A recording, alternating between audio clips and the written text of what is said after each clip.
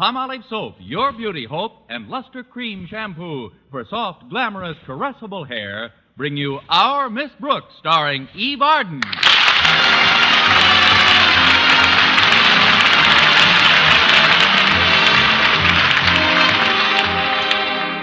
Our Miss Brooks teaches English at Madison High. Well, like many other romantically inclined people, she sent the object of her affections, Madison's bashful biologist, Philip Boynton, an unsigned card for Valentine's Day. And then she sat down to wait for his reply. It wasn't that his reply was long in coming. It just didn't come at all. Knowing Mr. Boynton, I wasn't too surprised that he forgot about Valentine's Day, but I was determined to change the locale of our next date. For the past 6 weeks, we had spent every Friday afternoon at the zoo. Now, I am definitely not anti-animal, but I am a school teacher, and hence, after spending 3 hours in the monkey house, I just can't afford to buy Taboo by the quart. I was brooding about it in the school cafeteria on Friday when Harriet Conklin walked over. Mind if I sit down with you, Miss Brooks? Not at all, Harriet. But don't you usually have lunch with Walter Denton? Well, yes, I do. But he's manager of the basketball team, you know, and he's giving the boys an extra skull practice. Really? Whose skull are they using today? I hope you're not expecting Mr. Boynton to have lunch with you, Miss Brooks. He told me he was eating his lunch in the laboratory because he didn't want to leave McDougal alone. Oh, don't tell me that frog is sick again. Not actually sick. It's just spring fever or something. It's kind of fun to have lunch without any men around anyway. Don't you think so, Miss Brooks? Well, yes and no. What do you mean, yes and no? No.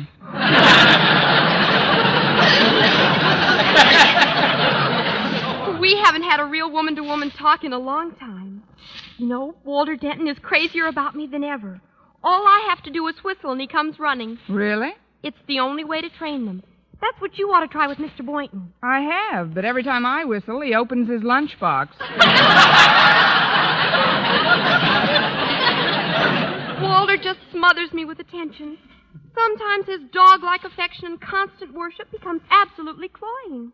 Well, I wish Mr. Boynton would cloy me once in a while. By the way, Harriet, when Walter takes you out on a date, where do you usually go? Oh, all sorts of places, Miss Brooks. A drive in the country or a long walk in the park.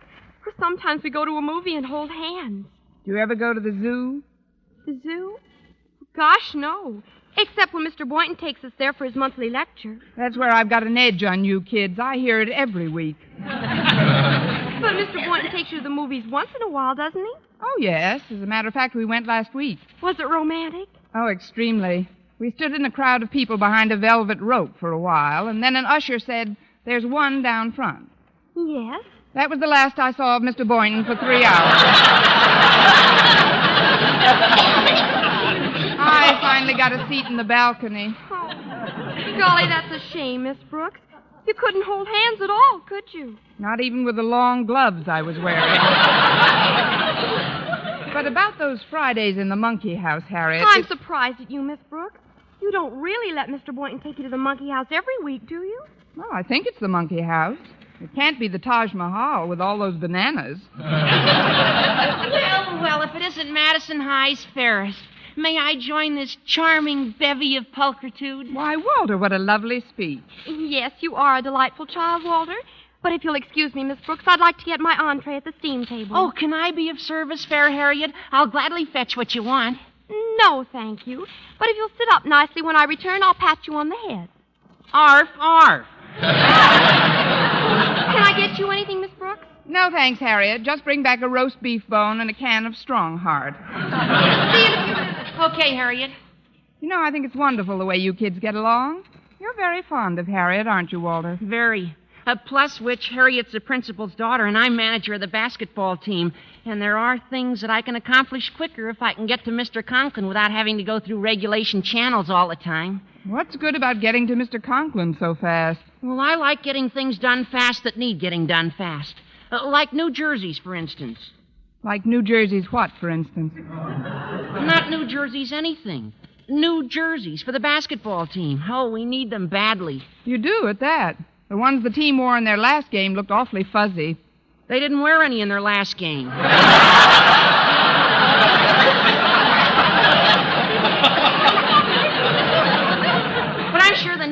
come through all right. I'm taking Harriet out on a date tonight, and I can bring it up casually when I see Mr. Conklin at his house. I don't like to suggest a career for you, Walter, but I have a feeling you're going to kiss an awful lot of babies before you're much older. Oh, I could never be a politician. I'm too sincere. Oh, but why are we talking about me? You seem to have a problem of your own on your mind, Miss Brooks. Is it that obvious, Walter? I have been thinking about Mr. Boynton, but only in connection with getting him out of the zoo and into my parlor. That shouldn't be too tough. What kind of a web are you spinning? Web? Look, Miss Brooks, at the risk of feeling like a traitor to a fellow male, I'll help you plot Mr. Boynton's overthrow. But frankly, I'm kind of hungry right now. Then why don't you eat, Walter, and we can finish building the bomb after lunch? Oh, say, there's Mr. LeBlanche, the new French teacher. Oh, he ought to know plenty about romance. He's a real Frenchman. I'll call him over. Don't you dare, Walter. When I'm ready to take my case to the United Nations, I'll let you know. Besides, I've seen Mr. LeBlanche on dates with Miss Enright lately. So what? Miss Enright goes on dates with anybody. Gosh, every time she sees Mr. Boynton, she makes goo-goo eyes at him. That's not nice, Walter. Miss Enright's eyes are always that way. I mean, it's unethical. Unethical is better than lonesome, Miss Brooks. Oh, Mr. LeBlanche. Walter, please. Call me Walter? Yes. Would you be kind enough to come over here a minute? I'd like to talk to you about something very important. Well, you better talk to him, Very Walter, well. because I refuse I bring my coffee along and... Oh. How do you, Miss Brooks? Fine. How do you, Mr. LeBlanche? What did you want to talk to me about, Walter? Oh, it isn't important. I'll see you later. Now, that's what I call a real subtle maneuver. He's a funny boy, no? No. Well, now it's just you and I, Miss Brooks, eh? I'm afraid it's just you, Mr. LeBlanche. I've got to see Mr. Conklin about something. Mr. Conklin? Please, Miss Brooks, I think Mr. Conklin is a fine principal. But do you have to mention him during the lunch period? You've got something there. I guess it can wait a while. It's only a question of giving him my weekly $1. Oh, you owe him a weekly $1? For what? It's a long and grim story, but I think I can boil it down to the repulsive essentials. A couple of weeks ago, I took an electric heater of his, connected it in Mr. Boynton's laboratory on an overloaded circuit, and shorted the building, started a small fire, and ruined the heater. Why you do that? I like sirens. Oh, I didn't do it purposely, Mr. LeBlanche. It was an accident. One for which I'm paying at the rate of $1 a week. And today's dollar day at Madison. Well, that is too bad, Miss Brooks, but it is not money that causes you to look the way you do today. Is there a sign on my forehead? How do I look today? Well, there are only two things that can make a woman have the look you have on your face. One is an affair of the heart. The other is the meatballs in this cafeteria.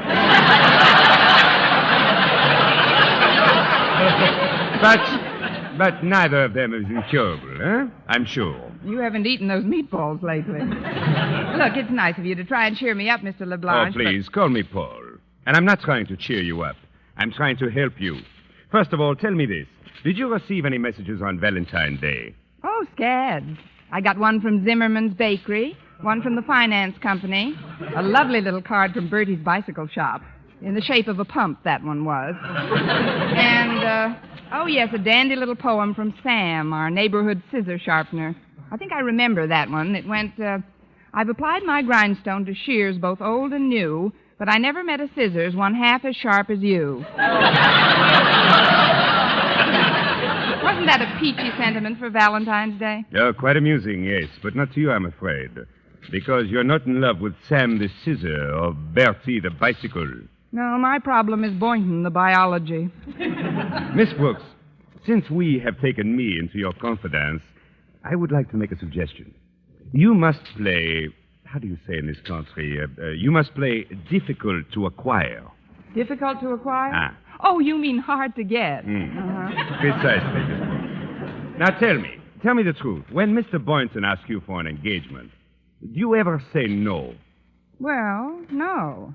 But it isn't just because of Mr. Boynton. I'd hate to disappoint 400 monkeys. That is, I haven't gone out with him much lately at all. Because he do not ask you. Well, I like that. I am glad. Miss Brooks, there's one way to get a man interested that never fails. You must make him jealous. I've tried that, Mr. LeBlanche, but he just doesn't jealous very easily. Ah, yes, but you've tried it only once. That is not enough.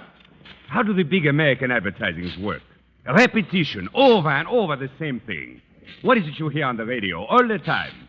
Smoke a Benny. Again and again. Smoke a Benny. If you repeat this often enough, you know what happens? Yeah, Jack gets pretty burned up. No, Mr. LeBlanche, I'm afraid Mr. Boynton is too wrapped up in a frog to pay any attention to me. Oh, but of course, I forget Monsieur le Frog. You know, in France, we have a proverb. Le chemin au cœur d'homme est par son grenelle. Translation? The way to a man's heart is through his frog. Well, that's very touching, but I don't see what it has to do. Oh, it's so simple, really. Here you have a man with his little pet, Monsieur le Frog. And here you have a woman with her pet, Mademoiselle la Frog. Now, we convince the man that Monsieur le Frog is lonesome. And where can his poor little frog find companionship? With Mademoiselle la Frog. And when the two little frogs are together, where are the man and the woman? Pricing junior beds for tadpoles.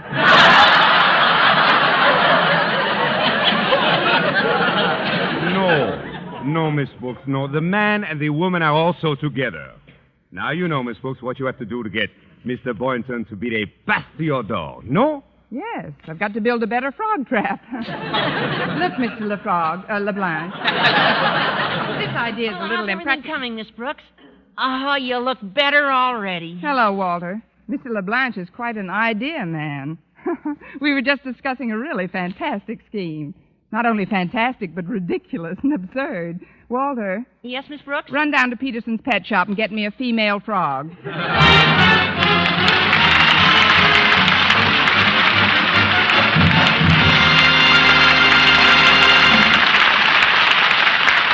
Our Miss Brooks, starring Eve Arden, will continue in just a moment. But first, here is Vern Smith. The makers of Palmolive soap are giving away $100,000 in prizes. First prize, $49,000, plus over 4,900 other cash prizes in the Big 49 Gold Rush Contest. Hundreds will strike it rich in this exciting Gold Rush Contest. One of them may be you. It's easy to enter. Just finish this sentence in 25 additional words or less. I like Palmolive soap because... That's all. Just 25 words or less to finish the sentence, I like Palmolive soap because. Then mail your entry right away along with a Palmolive soap wrapper. Try for your share of that $100,000 in prizes right now. Your chance of winning $49,000 is as good as anyone's. Get entry blank with complete rules from your dealer or write your completed sentence on plain paper. Include your name and address and dealer's name and address. Mail with one Palmolive soap wrapper for each entry to Gold Rush Contest, Box 49, New York 8, New York. Better write that down. Gold Rush Contest, Box 49, New York 8, New York. Enter as often as you like, including one wrapper with each entry. Get Palmolive soap right away to help win a lovelier complexion and try for your share of the $100,000 in cash prizes.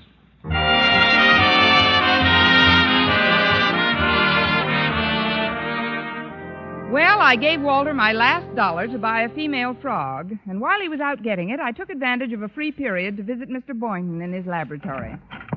Hello, Mr. Boynton. Oh, hello, Miss Brooks. I just dropped in to say hello, Mr. Boynton. Hello. Well, goodbye, Mr. Boynton. Oh, don't go yet. I've just been examining McDougal. You know, my frog. He's got me a little worried. He's way off his feed, and we'll look at him. Don't you think his eyes pop out more than usual? Yeah. Hi, Mac. Mac, don't you? Oh, no, Miss. It's spring, and it's just... After all, you raised him from a tadpole, and it's only natural that you should still think of him as your baby, but he's a big boy now. This, Mr. Boynton, did it ever occur to you that Mac gets lonesome all alone in that cage? Oh, I let him out of the cage quite often. He hops all over the lab. But what good is that? He hasn't got any friends here. Well, no, there are always a number of guinea pigs around. Of course, he doesn't pay much attention to them. Well, naturally, guinea pigs make fine friends for other guinea pigs. A frog might crave a different kind of companionship. Well, what about me? I'm very close to McDougal. I've been his constant companion. If I were a frog, I don't think I'd consider that the ideal arrangement either. No, I think I'd want something a little more frog-like. Just what are you getting at, Miss Brooks? Look, did you ever sit down and tell McDougal about the birds and bees? What does he want with birds and bees? He won't even make friends with guinea pigs.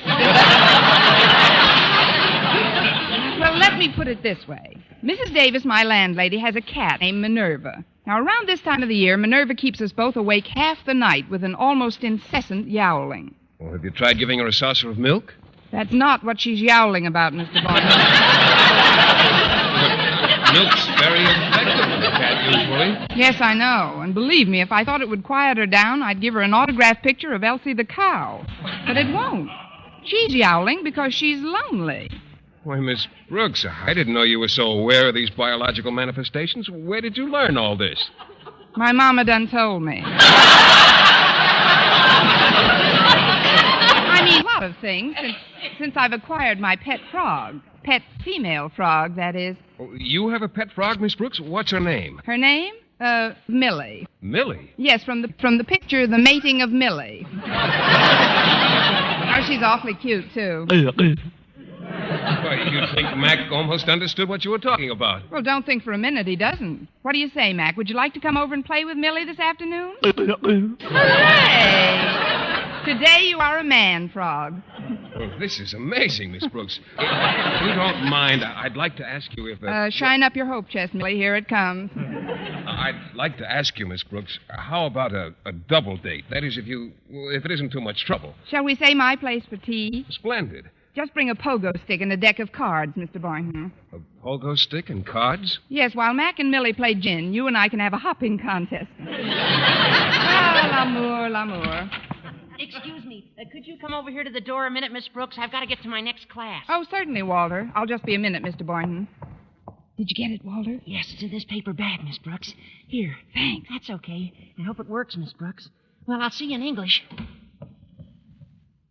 What's in the bag, Miss Brooks? This bag? Oh, just a roast beef sandwich Walter brought me. Well, it's a pretty active one. Look out, it's falling out of the bag. Here, let me see that. Here, I've got him. Oh, Miss Brooks, do you realize what you've got here? Sure, an F-R-O-G. I didn't want to mention it in front of Mac until we got home. Oh, but this is a male frog. You can always tell. Because in the species Dimorphognathus from West Africa, there's a very apparent dimorphism in the dentition. The male's being provided with a series of large serrated teeth in the lower jaw, which in the female is edentulous. Well, slap me with a wet lily pad.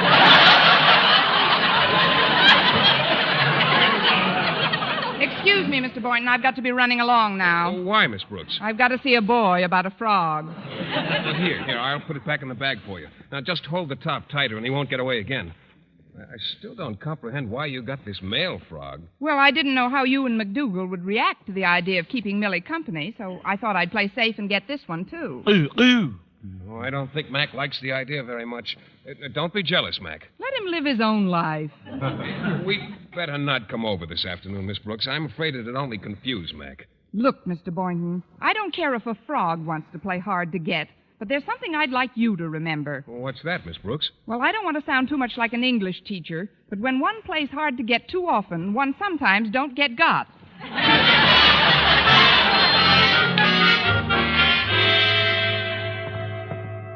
Now, I'll just take this frog into my room and see how Walter happened to make such an awful... Well, there you are, Connie. I've been looking all over for you. Mrs. Davis, what are you doing in the hallowed halls of Madison High? Well, I know how you've been waiting for a Valentine card from Mr. Boynton, and I just had to tell you that all hope isn't lost. But today is Friday, Mrs. Davis. That's just it, Connie.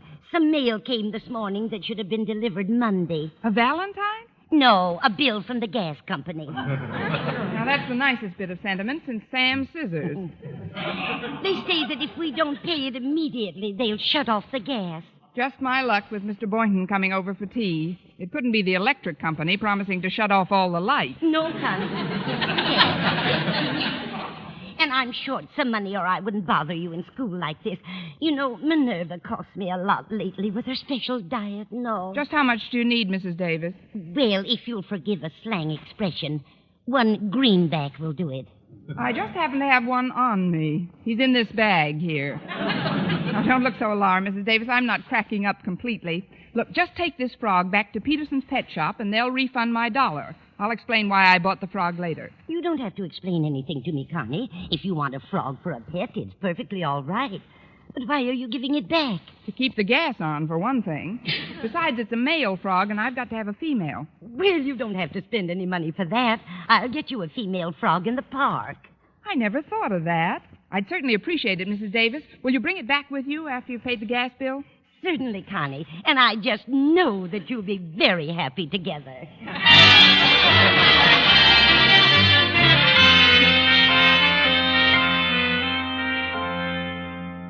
And so, class, you were to have these compositions ready by next Tuesday. That's the end of the period. Class dismissed, except Walter Denton. Come up to my desk, Walter. Oh, I'm glad you asked me, Miss Brooks. I wanted to explain about that frog. You see, Mr. Peterson was out to lunch when I got to the pet shop, so I got you one out of the park pond. Was it all right? I mean, was she a girl? No, Walter. She was a boy with big serrated teeth in her lower jaw. And what about the $1 I gave you? Oh, here it is, Miss Brooks. I didn't have time to give it to you before. Thanks, Walter. That'll be all for now, then. I'd better get over to Mr. Conklin's office and make my payment on that heater. Well, here I am, Connie. Hello, Walter. Hello, Mrs. Davis. Goodbye, Mrs. Davis. Well, what do you think, Connie? Mr. Peterson didn't sell Walter that frog at all. I know, Mrs. Davis. But he said it was a very good specimen and traded me a lovely female for him. And instead of giving us any money, he promised that when our frog becomes a husband, we'll get the pick of the litter. I can hardly wait. But where's the female frog? Oh, I had that in a paper bag, and it seemed very insecure. So I put the frog in a desk across the hall. Nobody saw me. Across the hall? But that's Mr. Conklin's office. Mrs. Davis, you wait right here, and if I'm not back in 5 minutes, call the coroner. Now, what is it? Come in. Oh, it's you, Miss Brooks. Please transact whatever business you have in this office in a hurry. I've got an appointment with the doctor. The doctor? What's the matter, Mr. Conklin? Oh, just a checkup. A lot of nonsense, if you ask me. My wife's been telling him all sorts of foolishness about the state of my nerves. To hear her tell it, I've not only got the world's highest blood pressure, but I'm jumpy, anxious, overwrought, But irritable. Mr. Conklin... Don't interrupt!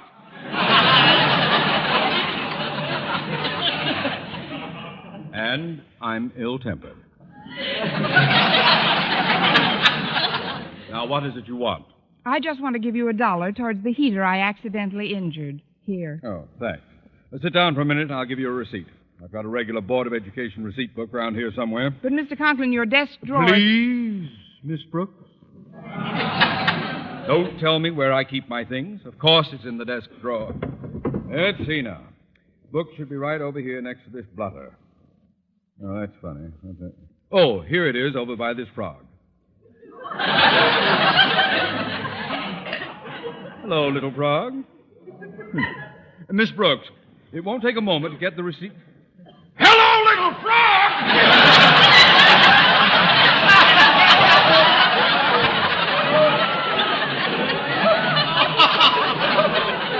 Miss Brooks, where did this monstrous... Do you know anything about this horrible creature? How did this get in... Please, Mr. Conklin, remember the world's highest blood pressure. Never mind that. What is this frog doing in my desk? Calm down, Mr. Conklin. Ours isn't the only school that's overcrowded.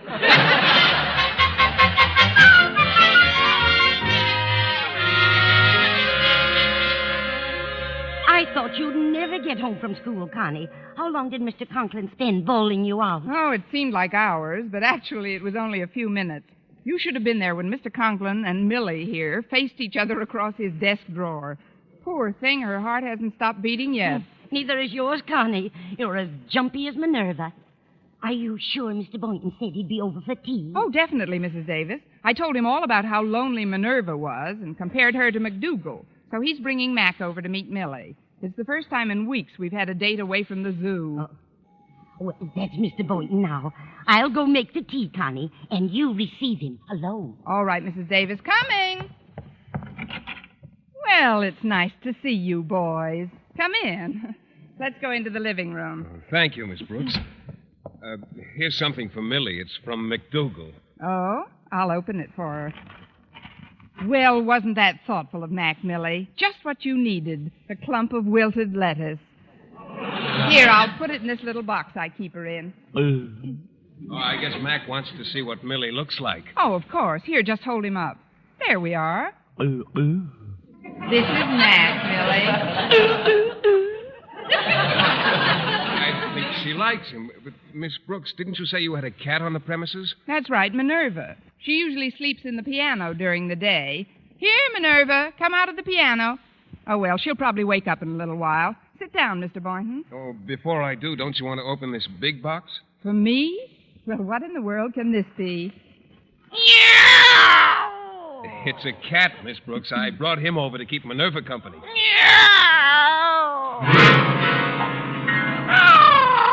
Well, here comes Minerva now. They seem to like each other, too.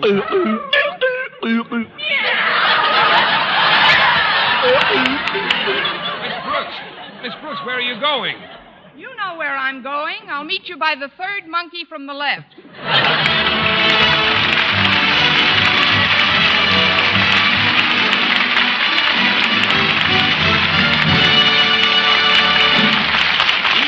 As our Miss Brooks returns in just a moment, but first... Dream girl, beautiful luster cream girl. Tonight, show him how much lovelier your hair can look after a Luster Cream shampoo. Only Luster Cream brings you Kay Daumit's magic formula blend of secret ingredients plus gentle lanolin. Gives loveliness lather even in hardest water. Glamorizes your hair as you wash it.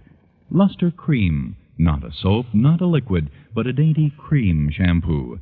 Leaves hair fragrantly clean, free of loose dandruff, glistening with sheen. Soft, manageable. Gives new beauty to all hairdos or permanents. 4-ounce jar, $1. Smaller sizes, either tubes or jars. Tonight, try Luster Cream shampoo and be a dream girl, beautiful luster cream girl. You owe your crowning glory to a luster cream shampoo. And now, once again, here is our Miss Brooks.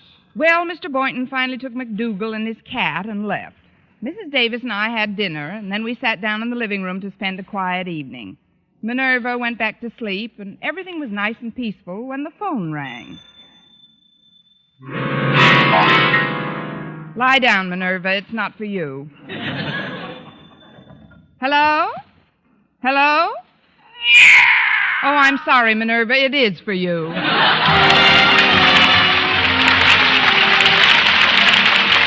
Next week, tune into another Our Miss Brooks show brought to you by Palmolive Soap, Your Beauty Hope, and Luster Cream Shampoo for soft, glamorous, caressable hair. Our Miss Brooks, starring Eve Arden, is produced by Larry Burns, written and directed by Al Lewis, with music by Wilbur Hatch.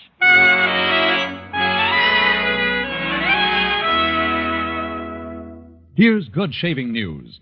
3 men out of every 4 can get more comfortable, actually smoother shaves with Palmolive Brushless Shaving Cream. This is not just a claim. Here's the proof. 1,297 men tried the Palmolive brushless way to shave described on the tube. And no matter how they shaved before, 3 men out of every 4 got more comfortable, actually smoother shaves. Try Palmolive brushless yourself. See if you don't get more comfortable, actually smoother shaves the proved Palmolive brushless way. For mystery liberally sprinkled with laughs, listen to Mr. and Mrs. North, the exciting, fun-packed adventures of an amateur detective and his beautiful wife. Tune in Tuesday evenings over most of these stations. And be with us again next week at this time for another comedy episode of Our Miss Brooks. Bob Lamont speaking. This is CBS, the Columbia Broadcasting System.